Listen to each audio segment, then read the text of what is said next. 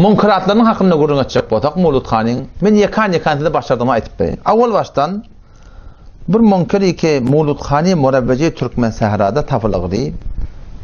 Ahadisler iba ayat-ı Kur'anma ayat-ı Kur'ani Türkmen Sahrada şu Mawludy rewas berýän ulamalar öz raýyna, öz fikirine, öz nazar şahsiýetine göre tefsir edip Mawludxanyň şondan sabit etýärler.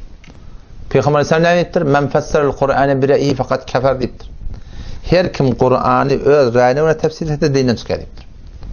Men qala fil Kur'an'ı bir ra'yi. Her kim Kur'an'da bir kep Kur'an'ın hakkında maktumulun kitabı der ol.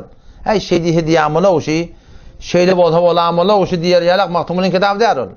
Men qala fil Kur'an'ı bir ra'yi. Her kim Kur'an'ın hakkında bir kep etse fa asaba doğruda wata fakat aqta. Peygamber yanlış söyleyiptir.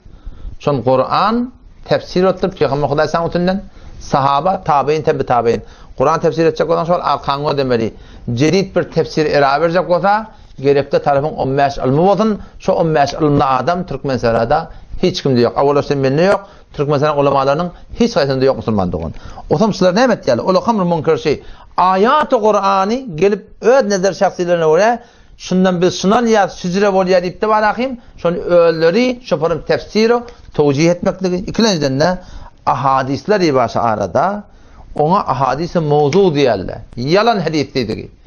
Ne kadar wagtla adamlar bolup dur ummat İslamda qarar bir qadanjak bolup jeletesini rewas berjek bolup öz aýtýan dogry diýerek bolup yalandan peýgamberden hadis berjekdirler. Toram Hanefi mezhebiň ulemalary we ulema-i kulli ehli sünnet şu yalan hadisleri bana yekan hat tulqapdyr. Şu yalan hadis, şu yalan hadis.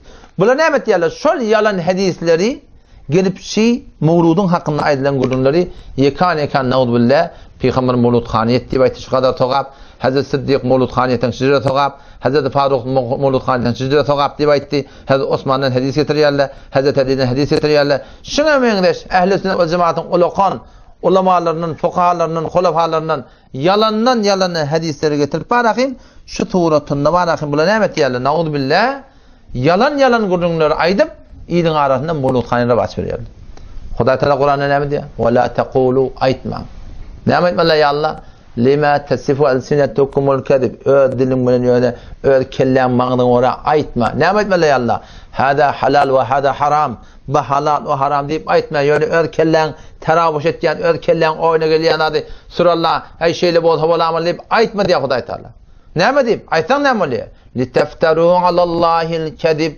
Öz kelläň gelýän ady halal haram etjek bolsaň, haram halal etjek bolsaň, hukm istinbat etjek bolsaň, sen Hudaý ýalan maglap duran adam. Hudaý ýalan maglap näme bolýar?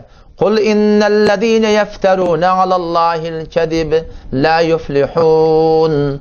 Kur'an öz raýyna, öz fikrine tefsir edip, hadisi öz raýyna, öz fikrine tefsir edip, halal haram edip, haram halal edip bilen adamlar, olar imansız gider diýipdir Allah Taala. Otam şu taýdan olar hamr munkaryň bir näme? Allah Taalanyň aýdanlaryny öz raýylaryna tefsir etýärler. O Peygamber Hudaý sallam yok zatlar, aýtmadyk zatlar näme etýärler? Gelýärler Peygamber aýtdy diýip de barahim, şu Tawratynda barahim Peygamber ýalan maglýarlar. Peygamber sallam näme diýär? Men kedebe aleyye mutaammiden her kim bilip durup maňa ýalan maglasa, jaýy cehennem diýip.